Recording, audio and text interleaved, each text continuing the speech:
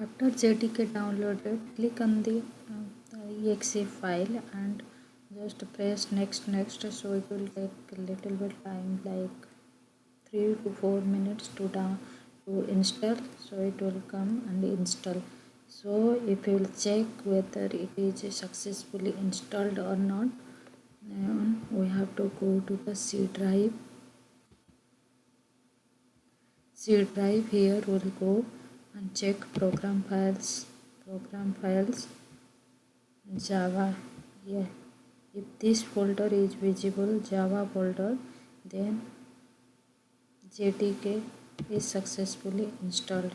Here I have in my machine I have already installed, so it's showing this folder. Here it is. So next we'll set our variable path. So we will take this path.